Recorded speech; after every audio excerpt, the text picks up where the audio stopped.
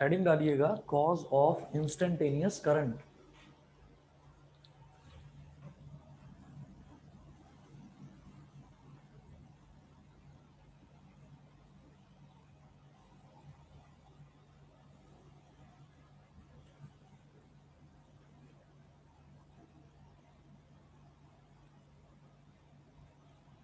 Cause of instantaneous current.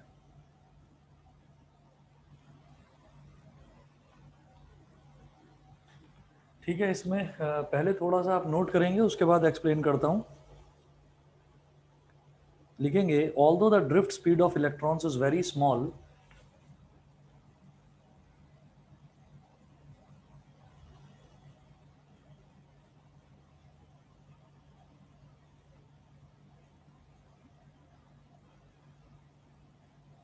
although the drift speed of electrons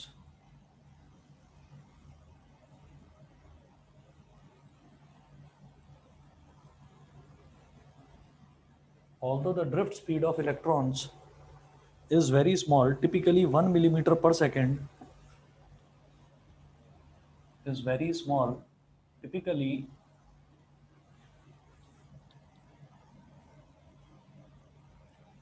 1 millimeter per second, comma, yet an electric bulb lights up,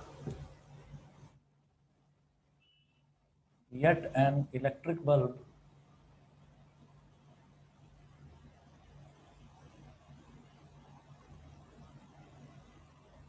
yet an electric bulb lights up as soon as we turn the switch on. As soon as we turn the switch on. On लिखेंगे capital में ON. As soon as we turn the switch on, full stop. This is because electrons are present everywhere in an electric circuit.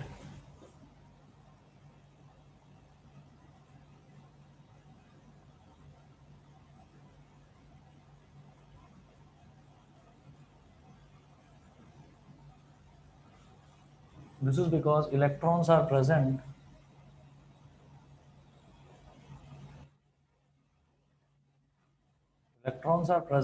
everywhere in an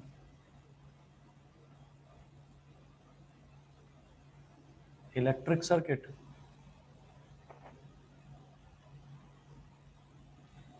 This is because electrons are present everywhere in an electric circuit. Full stop. When a potential difference is applied to the circuit,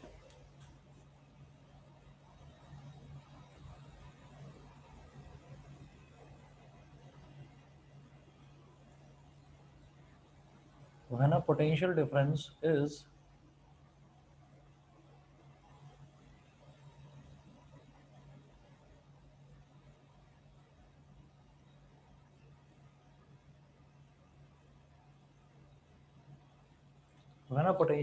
is applied to the circuit, an electric field is set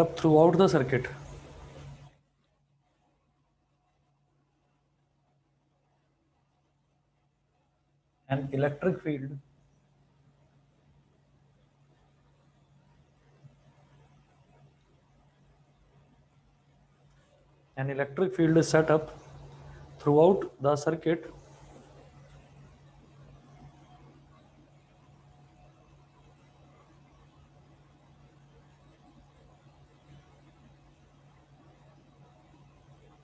An electric field is set up throughout the circuit comma, almost with the speed of light. Almost with the speed of light. Full stop. Electrons in every part of the circuit. Next point, electrons in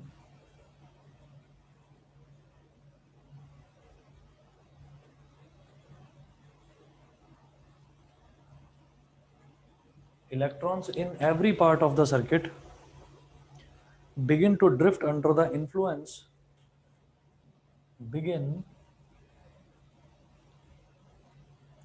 to drift electrons in every part of the circuit begin to drift under the influence begin to drift under the influence of this electric field begin to drift under the of influence of this electric field under the influence of this electric field, and a current begins to flow in the circuit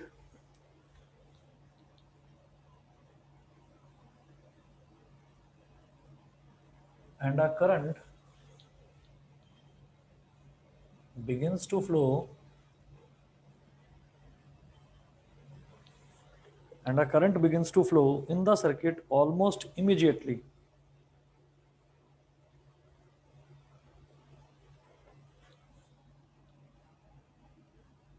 Begins to flow in the circuit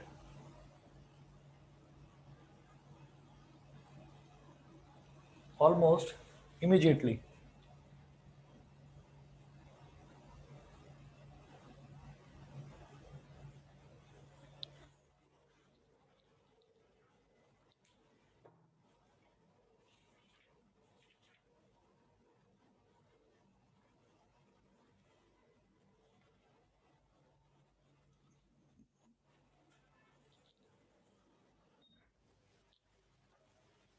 अब देखिएगा यहाँ पर है cause of instantaneous current.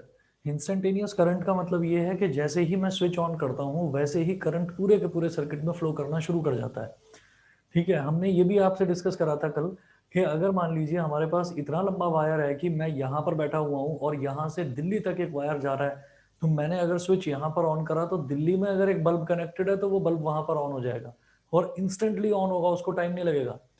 तो इतनी ज्यादा क्या speed होती है उसकी। तो ऐसा कैसे होता है? तो इसका रीजन ये है कि इलेक्ट्रॉन्स जो हैं वो पूरे के पूरे कंडक्टर में यूनिफॉर्मली डिस्ट्रीब्यूटेड होते हैं, और जैसे ही हम कोई पोटेंशियल डिफरेंस अप्लाई करते हैं, यानी कि जैसे ही मैं करंट ऑन करता हूँ एक कॉर्नर पर, तो क्या होता है कि इलेक्ट्रिक फील्ड एक सेटअप हो जाता है, और जो इलेक्ट्रिक फील्ड है, इलेक्ट्रिक फील्ड ट्रेवल करता है with the speed of light. अब स्पीड ऑफ लाइट आप देखते ही हैं कि अगर मुझे आसमान जो कि बहुत ज्यादा दूर है वहां पर अगर मेरे को लाइट नजर आती है तो वो लाइट एकदम मेरी आंखों तक पहुंच जाती है। तो वो उस स्पीड ऑफ लाइट के साथ में इलेक्ट्रिक फील्ड ट्रेवल करता है, और इलेक्ट्रिक फील्ड जो है, इलेक्ट्रिक फील्ड की वजह से ही जो इलेक्ट्रॉन्स हैं पूरे के पूरे कंडक्टर में वो एकदम से ड्रिफ्ट करना शुरू कर जाते हैं।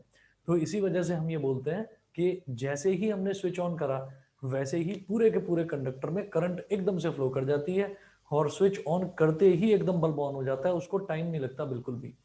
आप ये देखेंगे, although the drift speed of electrons is very small, typically 1 millimeter per second, yet an electric bulb lights up as soon as we turn the switch on. जो ड्रिफ्ट वेलोसिटी है इलेक्ट्रॉन्स की वो 1 मिलीमीटर पर second की है, बहुत कम है, उसके बावजूद भी स्विच ऑन करते ही बल्ब एकदम ऑन हो जाता है। This is because electrons are present everywhere in an electric circuit. इसका मतलब ये है कि इलेक्ट्रॉन्स जो है वो पूरे के पूरे सर्किट में अवेलेबल हैं, पूरे के पूरे सर्किट में डिस्ट्रीब्यूटेड हैं। फिर हम ये बोलते हैं when a potential difference is applied to the circuit, an electric field is set up throughout the electric circuit almost with the speed of light। तो वो जो इलेक्ट्रिक फील्ड सेटअप होता है वो स्पीड ऑफ लाइट के बराबर setup हो जाता है, इतनी जल्दी सेटअप होता है। Electrons in every part of the circuit begin to drift under the influence of this electric field. तो पूरे सर्किट में जो इलेक्ट्रॉन्स हैं वो एकदम से चलना शुरू कर देते हैं, एकदम से ड्रिफ्ट करना शुरू कर देते हैं। ठीक है, and a current begins to flow in the circuit almost immediately.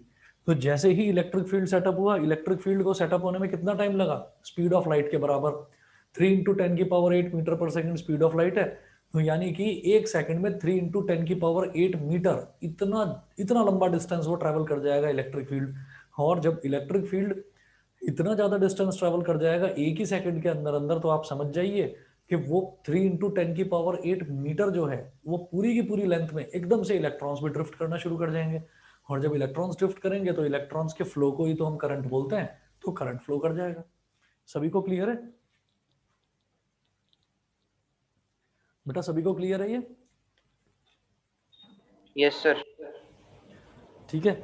उसके बाद नेक्स्ट टॉपिक लिखेंगे mobility of charge carriers. Mobility का मतलब होता है ट्रैवलिंग। चार्ज कैरियर्स क्या है हमारे? इलेक्ट्रॉन्स। इलेक्ट्रॉन्स की ट्रैवलिंग। तो नेक्स्ट नोट करेंगे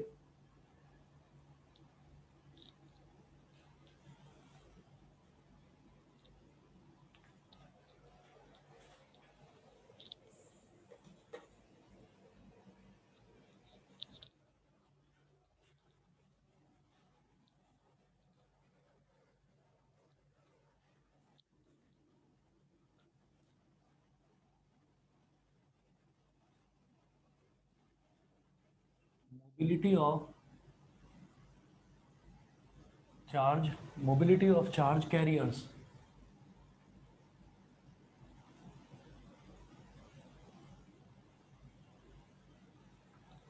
मोबिलिटी ऑफ चार्ज कैरियर्स इसमें लिखें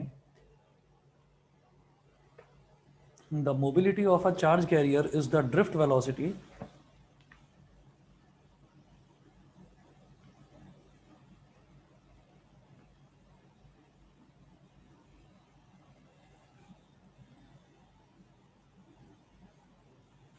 the mobility of a charge carrier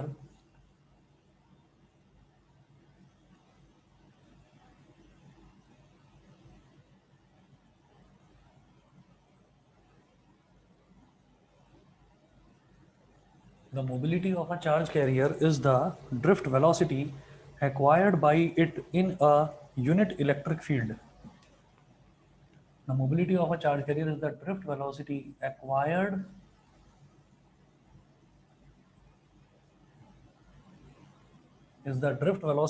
acquired by it in a unit electric field. Acquired by it in a unit electric field.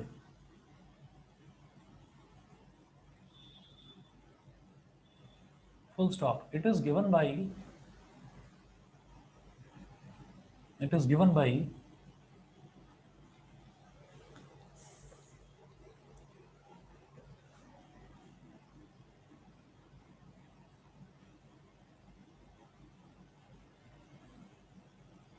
Mu is equal to we D upon E. Mobility क्या होता है? जैसे कि हम ये बोलते हैं ना कि चार्ज पर यूनिट वॉल्यूम, ये क्या हो गया? ये चार्ज डेंसिटी होती है कि एक वॉल्यूम में, पर यूनिट वॉल्यूम में चार्ज कितना भरा हुआ है। इसी तरीके से पर यूनिट इलेक्ट्रिक फील्ड में, इलेक्ट्रॉन्स की ड्रिफ्ट वेलोसिटी कितनी है? तो वी डी अपॉन ई। ई यहाँ पर है इलेक्ट्रिक फील्ड और वी डी है ड्रिफ्ट वेलोसिटी। तो drift velocity per unit electric field, इसको कहते हैं हम मोबिलिटी। ये टर्म नई टर्म है, इसको कहते हैं मोबिलिटी। अच्छा, उसके बाद आप लिखेंगे as drift velocity is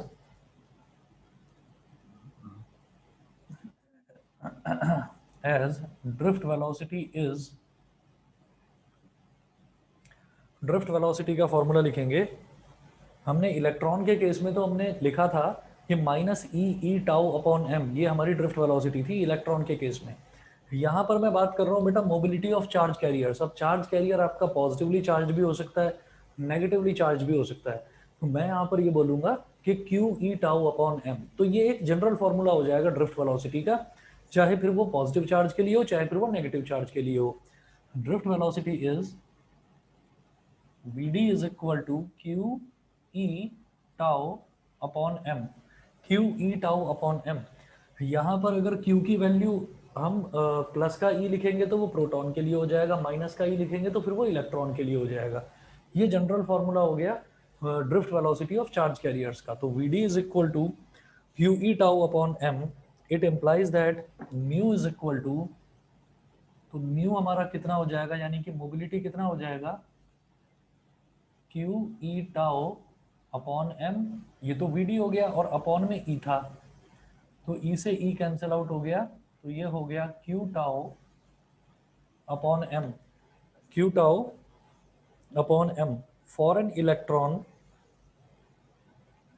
for an electron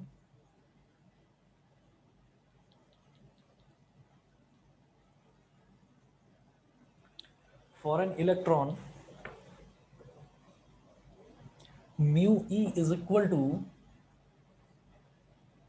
मतलब इलेक्ट्रॉन के लिए अगर मैं मोबिलिटी की बात करूं तो मैंने सबस्क्रिप्ट में ई लिख दिया, because I am talking about electron. तो mu E is equal to, ये जो क्यू है, क्यू की जगह तो मैं लिख दूंगा ई, और ये जो टाउ है ना, टाउ की जगह मैं लिख दूंगा टाउ ई अपॉन एम। ठीक है, ये रिलैक्सेशन टाइम एक इलेक्ट्रॉन का हो गया, ये चार्ज हो गया एक इलेक्ट्रॉन का।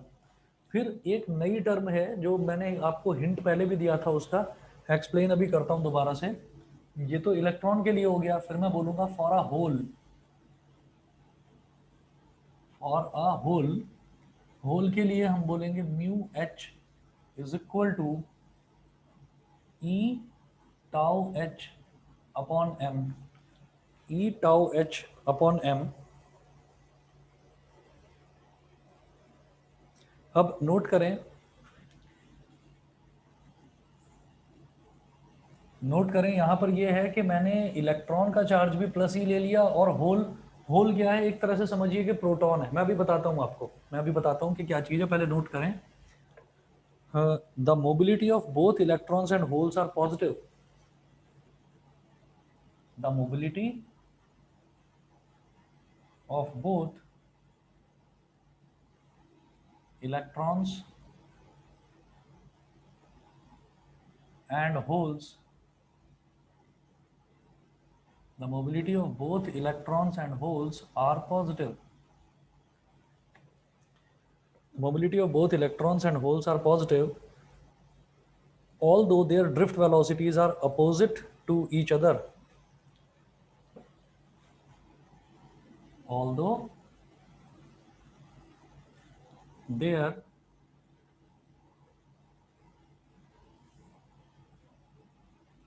drift velocities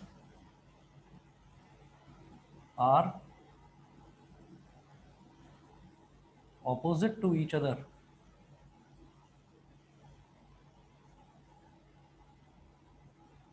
Although their drift velocities are opposite to each other.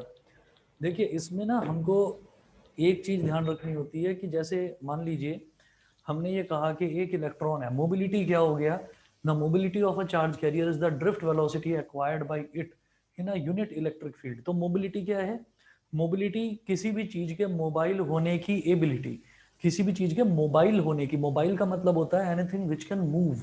तो किसी भी चीज के मोबाइल होने की एबिलिटी या मोबाइल होने की कैपेसिटी, किसी भी चीज के ट्रेवल करने की कैपेसिटी, उसको हम मोबिलिटी बोलेंगे। अच्छा, तो मोबिलिटी जो है, जो कैपेसिटी है उसकी, चलने की कैपेसिटी, मूवमेंट की कैपेसिटी, उसको मैं पॉजिटिव या नेगेटिव नहीं कह सकता।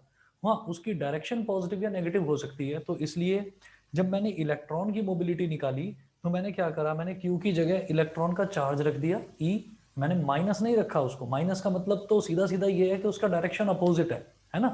तो मैंने माइनस नहीं रखा, मैंने ई रख दिया। और टाउ ई क्या है, टाउ है relaxation time of an electron, वही दो कोलिजन्स के बीच में रिलैक्स करने का जो टाइम मिलता है, that is called relaxation time. Upon M हो गया मास ऑफ इलेक्ट्रॉन। फिर सवाल उठता है कि ये होल क्या है। हम ये कहते हैं कि हम ये जानते हैं कि देखिए नेगेटिवली चार्ज तो इलेक्ट्रॉन्स होते ही हैं। हम हमेशा ये बोलते हैं कि पॉजिटिव चार्ज, जब कभी मैंने आपसे ये बात करी थी कि कॉज ऑफ रेसिस्टेंस क्या है, तो रेसिस्टेंस का कॉज हमने ये बताया था कि जब इलेक्ट्रॉन्स ट्रैवल करना शुरू होते हैं नेगेटिव टर्मिनल से पॉजिटिव टर्मिनल की तरफ, जब इलेक्ट्रॉन्स ट्रैवल करना शुरू करते हैं किसी कंडक्टर में, तो रास्ते में उनका लगातार टकराव होता रहता है किनके साथ, पॉजिटिव चार्जेस के साथ। मैंने उनको प्रोटॉन्स तो नहीं बोला ना, या किसी भी आप बुक में देखेंगे तो वहां वो प्रोटॉन्स शब्द का यूज नहीं करेंगे, वो पॉजिटिव चार्ज तो बोल देंगे लेकिन प्रोटॉन नहीं बोलेंगे। क्यों? क्योंकि प्रोटॉन को तोड़कर न्यूक्लियस के बाहर नहीं निकाला जा सकता, वो तो सिर्फ न्यूक्लियर एक्सप्लोजन के केस में होता है। तो एक इंडिपेंडेंट प्रोटॉन हमारे लिए लेना वो बहुत मुश्किल काम होता है। तो उसका वो सिर्फ और सिर्फ न्यूक्लियर रिएक्टर्स में होता है, न्यूक्लियर पावर प्लांट्स में होता है। ठीक है, तो हम ये कहते हैं कि जब भी मैं पॉजिटिव चार्ज की बात करता हूं तो बेटा पॉजिटिव चार्ज का मतलब यही होता है होल। होल का मतलब एक पॉजिटिव चार्ज। अब ये होल को अगर हम देखें तो होल को कहा जाता है एम्प्टी स्पेस, है ना। तो जहां पर भी अगर मान लीजिए कोई खाली स्पेस होगा तो मैं ये कहूंगा कि यहाँ तो एक होल बना हुआ है। ठीक, तो उसको होल ही क्यों कहा गया वो देखिएगा।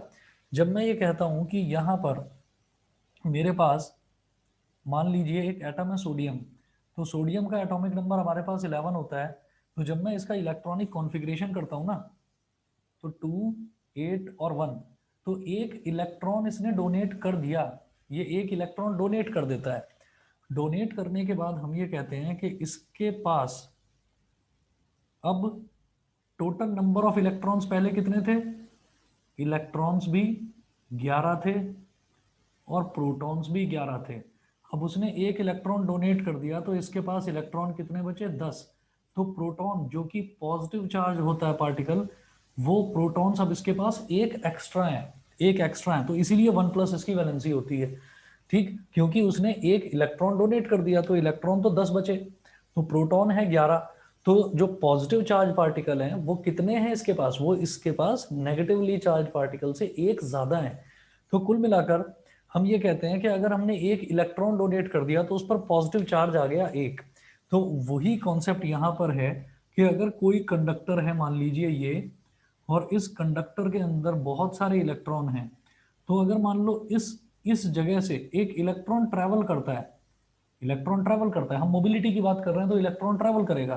तो जब इलेक्ट्रॉन यहां से निकलकर यहां चला गया, ठीक है, इलेक्ट्रॉन को हम ऐसे बोल देते हैं कि एक गोल सर्कल बनाकर और उसके अंदर E- लिख देते हैं। तो इलेक्ट्रॉन जब यहां से चला गया तो यहां उसने एक एम्प्टी स्पेस छोड़ दिया, एम्प्टी स्पेस छोड़ दिया, which is called hole, which is called hole. और ये होल जो है ये पॉजिटिवली चार्ज होता है। तो इसमें एक कंसेप्ट दिमाग में ये लेकर चलते हैं कि इलेक्ट्रॉन और पॉजिटिव चार्ज वो दोनों के दोनों, इलेक्ट्रॉन और होल दोनों के दोनों साथ में जुड़े हुए थे, लेकिन जैसे ही एक पोटेंशियल डिफरेंस हमने अप्लाई करा, इलेक्ट्रॉन टूट के अलग निकल गया तो पॉजिटिव चार्ज यहाँ पर अलग रह गया। तो ये जो होल होता है इसको हम पॉजिटिव चार्ज बोलते हैं।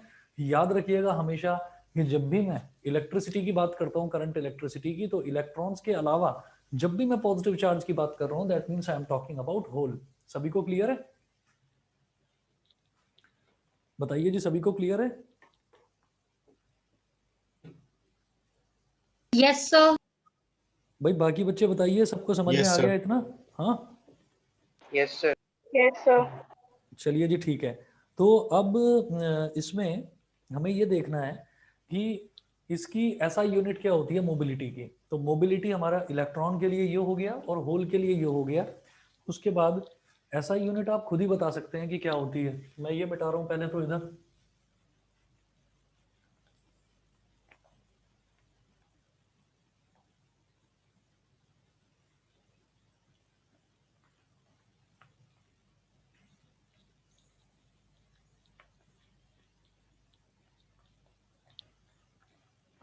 आप ये देखिए यहाँ पर ये है मेरे पास ड्रिफ्ट वेलोसिटी। तो ड्रिफ्ट वेलोसिटी जो मोबिलिटी की हम बात कर रहे हैं, drift velocity Vd upon electric field. अब ये जो ड्रिफ्ट वेलोसिटी है इसकी यूनिट क्या होगी, मीटर पर सेकंड, और ये जो इलेक्ट्रिक फील्ड है इसकी यूनिट क्या होती है, वोल्ट पर metre.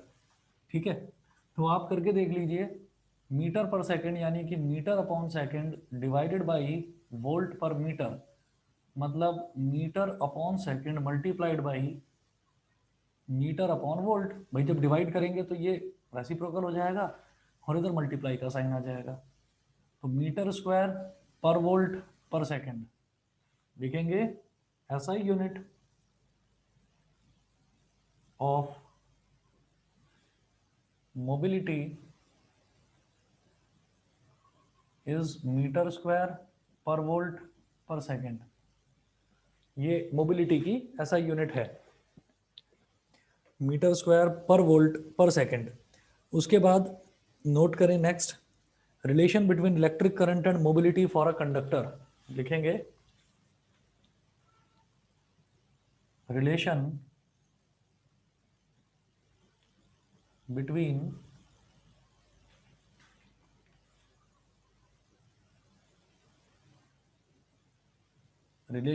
Electric current and mobility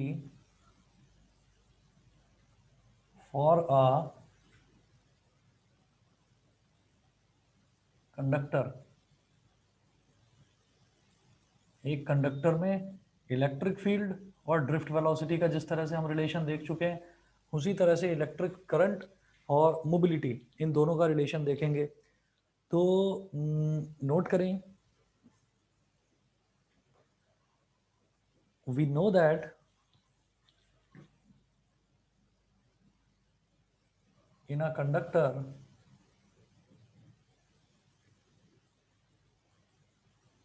current और ड्रिफ्ट वेलोसिटी का जो रिलेशन होता है, we know that in a conductor I is equal to E N A V D. I is equal to E N A V D.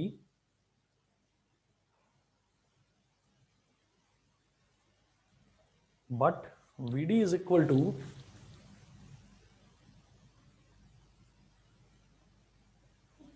Vd is equal to, अगर मान लीजिए मैं conductor की बात करता हूं तो कंडक्टर में जो इलेक्ट्रिक करंट का फ्लो होता है वो फ्री इलेक्ट्रॉन्स की वजह से होता है. तो हम ये कहेंगे यहां पर, बल्कि ये Vd भी छोड़िए, आप लिखें and in a conductor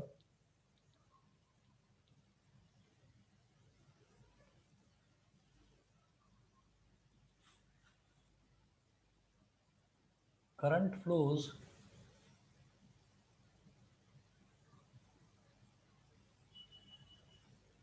in a conductor current flows due to free electrons.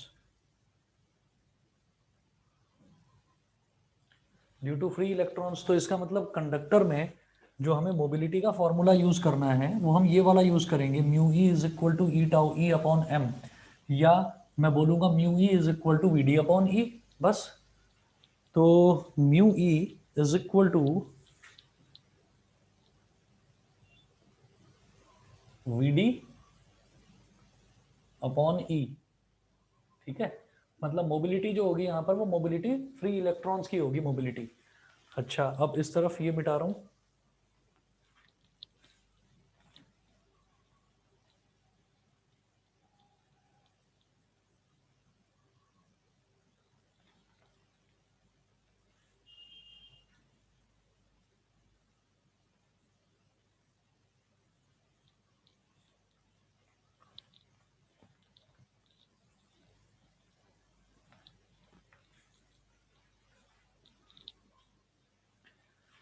तो यहां से Vd की वैल्यू क्या हो जाएगी?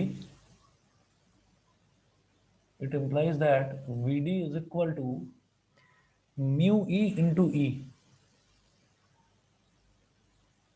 Vd is equal to mu e into e, ये हो गया. तो Vd की वैल्यू को यहां डाल दीजिए. देयरफॉर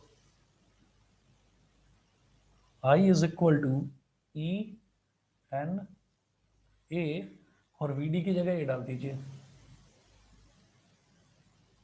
तो ये हमारा मोबिलिटी में और करंट में रिलेशन हो गया. ये करंट है और ये मोबिलिटी है. ठीक, नेक्स्ट लिखें, relation between electric current and mobility for a semiconductor. Relation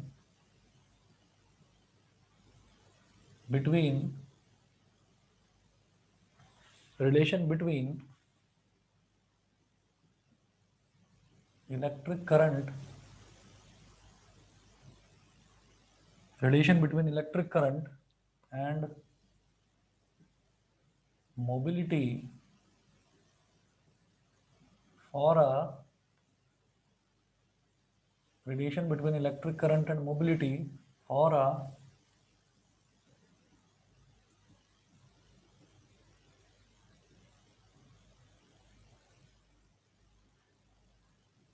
semiconductor. Semiconductor के केस में इलेक्ट्रिक करंट और मोबिलिटी के बीच में रिलेशन क्या होता है सेमीकंडक्टर के केस में. अब मैं ये जानता हूं कि सेमीकंडक्टर के केस में जो हमारा करंट होता है ना, जैसे कंडक्टर है, कंडक्टर के केस में जो करंट है वो केवल और केवल इलेक्ट्रॉन्स की वजह से फ्लो करता है, और सेमीकंडक्टर के केस में जो करंट है वो इलेक्ट्रॉन्स और होल्स दोनों की वजह से फ्लो करता है. तो यहाँ पर मुझे मोबिलिटी इलेक्ट्रॉन्स की भी लेनी पड़ेगी और होल्स की भी लेनी पड़ेगी. तो आप नेक्स्ट नोट करेंगे इसमें सेमीकंडक्टर वाले में, the conductivity of a semiconductor is both the conductivity of a semiconductor is due to the conductivity of a semiconductor is due to both electrons and holes, is due to both electrons,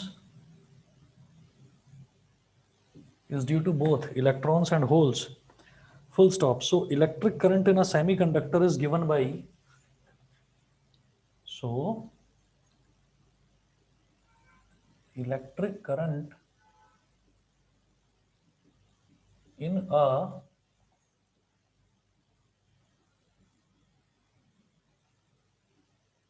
electric current in a semiconductor is given by,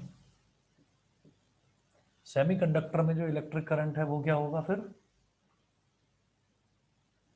I is equal to IE plus IH, मतलब current due to electrons and current due to holes. तो I is equal to IE plus IH is equal to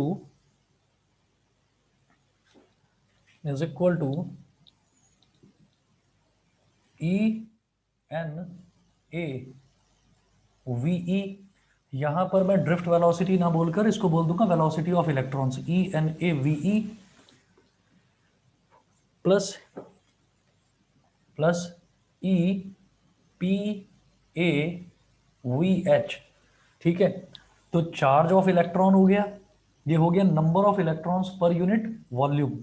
ठीक, ये हो गया area of cross section of the conductor, ये हो गया drift velocity of electrons. यहां पर E हो गया चार्ज ऑफ होल्स, P हो गया number of holes per unit volume, P is for positive charge, तो होल्स जो है वो पॉजिटिवली चार्ज होते हैं, तो इस वजह से ये हो गया number of holes per unit volume, ये area of cross section of the conductor, semiconductor basically. और VH क्या हो गया, ड्रिफ्ट वेलोसिटी ऑफ होल्स. तो यहां पर आप लिख लीजिए where, sir P number of holes के लिए, हाँ P है number of holes per unit volume, N हमने लिया था number of electrons per unit volume, तो ऐसे ही P लेंगे number of holes per unit volume. ठीक है. Okay sir. अच्छा 1 मिनट वेट करिए, मेरा ना एक कॉल आ रहा है, बस मैं 1 मिनट में आ रहा हूँ.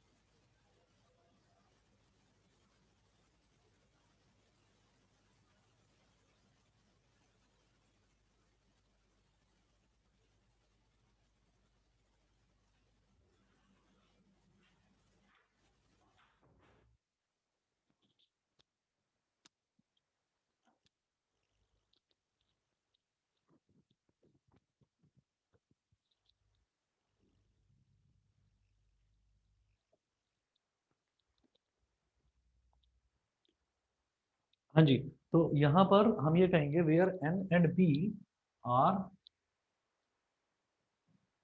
Number of electrons per unit volume, जिसको इलेक्ट्रॉन डेंसिटी भी बोल देते हैं, per unit volume, and number of holes per unit volume respectively.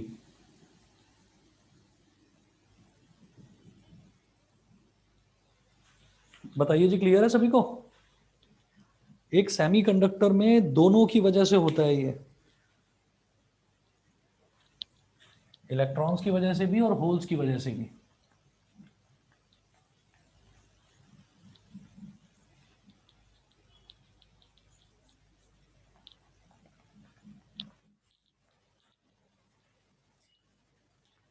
अभी इसको क्या बोलेंगे, यहां पर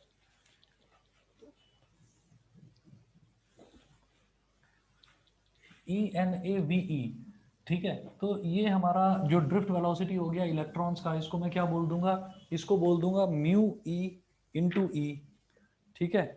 तो ये हमारे पास हो जाएगा I is equal to E N A, और फिर ये जो वीई है ये क्या हो जाएगा, mu e into E, plus E P A,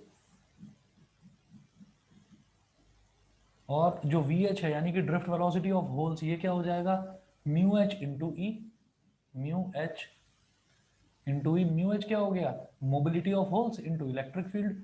अब आप इसमें देखिए क्या क्या कॉमन निकाल सकते हैं, ई आ जाएगा कॉमन, ए आ जाएगा और ई आ जाएगा, तो आई is equal to E a ई, ये कॉमन आ गया, ई ए ई ये तो कॉमन आ गया, ई ए ई, और ये बचा n e plus, sorry, n mu E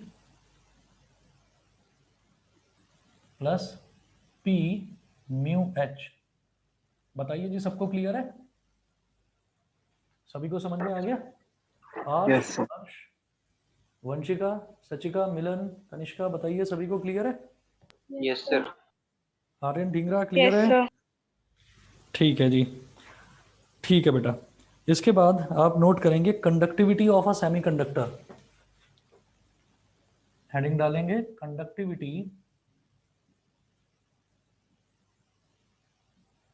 conductivity of a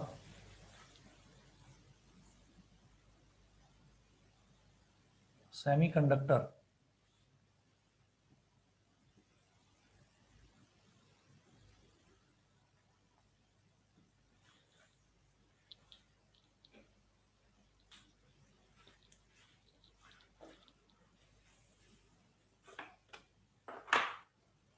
conductivity of a semiconductor,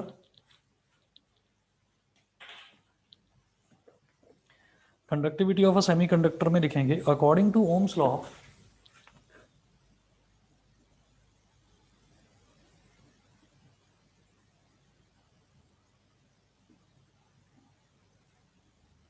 according to Ohm's law, I is equal to V upon R, I is equal to V upon R। जब हमारा जो electric field होता है, electric field की value V upon L होती है, तो V की वैल्यू क्या हो जाएगी, EL। तो V की जगह तो मैं लिख दूंगा EL, मैंने लिख दिया EL। जब हमें मालूम है रेजिस्टेंस की वैल्यू होती है रो L अपॉन A, डिनोमिनेटर का डिनोमिनेटर न्यूमरेटर से मल्टीप्लाई हो जाता है, तो ये यहां मल्टीप्लाई हो जाएगा, L से L कट जाएगा, तो I is equal to E A upon rho, I is equal to E A upon rho. अच्छा, तो एक तो ये हो गया, इसको बोल दीजिए इक्वेशन नंबर 1। फिर लिखेंगे and we know that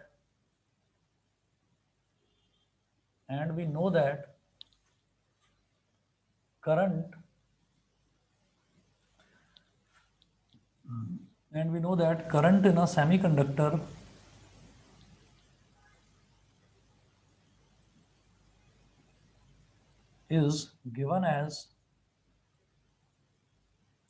in a semiconductor is given as semiconductor में करंट इस तरीके से ये होता है करंट, तो करंट की ये वैल्यू डालेंगे यहां, लिखेंगे I is equal to E a e bracket में n mu e plus p mu h, equation number 2। ठीक, तो हमारे पास करंट के दो रिलेशन आ गए। फिर मैं क्या करूंगा, इन्हें दोनों को इक्वेट कर दूंगा। भाई ये भी सेमीकंडक्टर का करंट है कि सेमीकंडक्टर में करंट कितना होगा, और ये भी सेमीकंडक्टर में करंट कितना फ्लो करेगा, ये भी वही है। तो हम फर्स्ट इक्वेशन और सेकंड इक्वेशन को इक्वेट कर देंगे।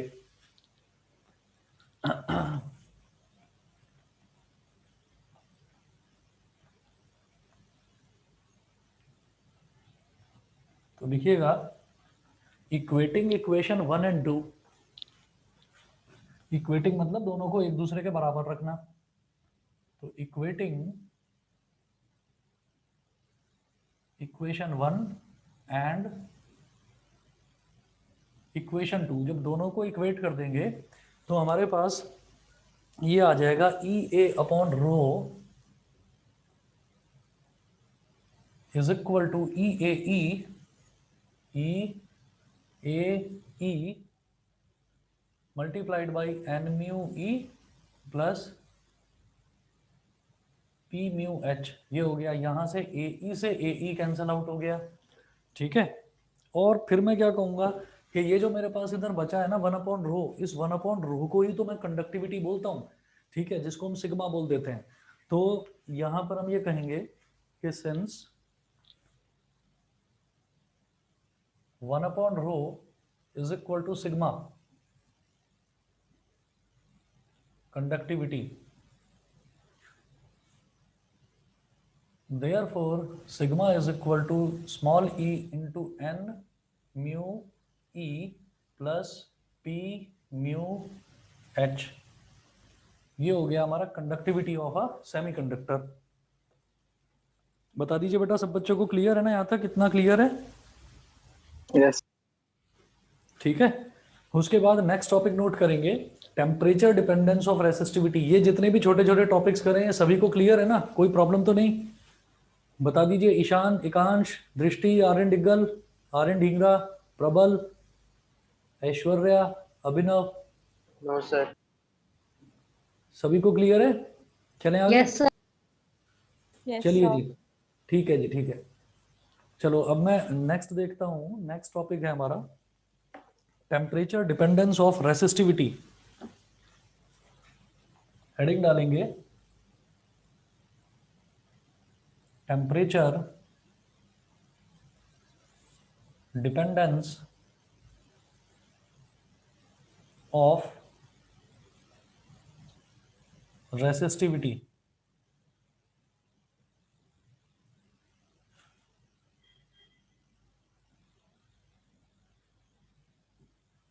Temperature dependence of resistivity.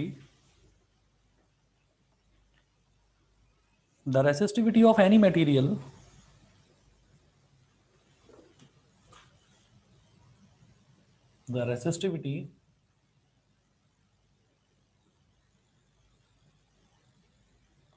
of any material the resistivity of any material depends on the number density depends on the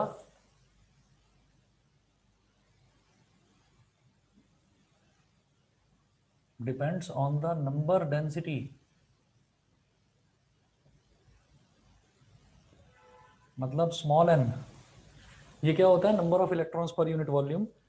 ठीक, तो number density n of free electrons and the of free electrons and the mean collision time tau. Mean collision time ये वही है हमारा relaxation time, और इसका जो average हम निकालते हैं उसी को मीन बोल देते हैं। मीन कोलिजन टाइम या मीन रिलैक्सेशन टाइम या एवरेज रिलैक्सेशन टाइम, एक ही बात है। तो इसका रिलेशन हम जानते हैं कि रो इज इक्वल टू, हम ये कर चुके हैं, rho is equal to m upon n e square tau, ये हम कर चुके हैं। अब temperature dependency of resistivity. Resistivity temperature पर किस तरह से डिपेंड करता है? यहाँ कहीं टेम्परेचर तो नहीं है। नंबर ऑफ फ्री इलेक्ट्रॉन्स अगर ज्यादा है तो रेसिस्टिविटी कम है। ठीक है, अगर रिलैक्सेशन टाइम ज्यादा है तो रेसिस्टिविटी कम है। बेटा मेरी आवाज आ रही है सभी को? सभी को मेरी Yes, आवाज sir. आ रही है? चलिए ठीक है, श्रुति देख लो। श्रुति आवाज आ रही है?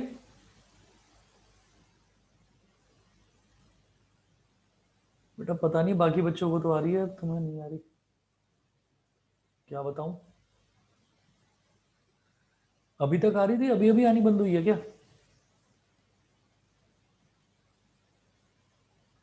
अच्छा, हो सकता है कुछ नेटवर्क का एरर हो जाएगा ठीक। बस 5 मिनट की क्लास बची है, बस अभी फटाफट कर रहा हूँ इसको मैं। देखिए, मैं इसमें ये कहना चाह रहा था कि अगर रिलैक्सेशन टाइम हमारा ज़्यादा है तो रेसिस्टिविटी कम है, रिलैक्सेशन टाइम अगर कम है तो रेसिस्टिविटी ज़्यादा है। तो इन सब टर्म्स के ऊपर तो रेसिस्टिविटी डिपेंड करती है, लेकिन टेम्परेचर पर डिपेंड करती है या नहीं करती? तो हम ये बताएंगे कि हाँ जी, टेम्परेचर पर भी डिपेंड करती है। और टेम्परेचर पर किस तरह से डिपेंड करती है? मैं ये जानता हूँ कि जो हमारा रेसिस्टेंस है, रेसिस्टेंस लेंथ पर डिपेंड करता है, एरिया ऑफ क्रॉस सेक्शन पर डिपेंड करता है, और अगर हमारा मटेरियल सेम है तो टेम्परेचर पर कोई खास डिपेंडेंसी रेसिस्टेंस की नहीं होती, ठीक है। लेकिन जब मैं रेसिस्टिविटी की बात करता हूँ, तब टेम्परेचर डिपेंडेंसी आ जाती है। तो मैं रेसिस्टिविटी देखूंगा दो केसेस में, एक तो मेटल्स के लिए देखूंगा और एक तो मेटल्स के लिए देखूंगा जो कि हमारे कंडक्टर्स ही हो गए, और एक सेमीकंडक्टर और इंसुलेटर के लिए देखूंगा। सेमीकंडक्टर और इंसुलेटर के लिए टेम्परेचर डिपेंडेंसी लगभग एक ही तरीके से स्टडी करी जाती है। तो मेटल्स और सेमीकंडक्टर्स और इंसुलेटर्स के लिए फिर करते हैं बेटा, नेक्स्ट क्लास में करते हैं इसको। और आपको मैं बता देता हूँ कि कल मैं आपकी क्लास ले सकता हूँ, और मोस्ट प्रोबेबली शाम के टाइम पर ही रखूंगा क्लास को, ठीक है ना। बाई चांस नहीं हुआ तो भी आपको बता दूंगा, लेकिन मेरा इरादा है कल क्लास लेने का, ठीक है। चलिए फिर आज के लिए इतना ही करेंगे। Thank you. चलिए जी, okay. Thank you sir. Okay, sir नमस्ते। नमस्ते नमस्ते।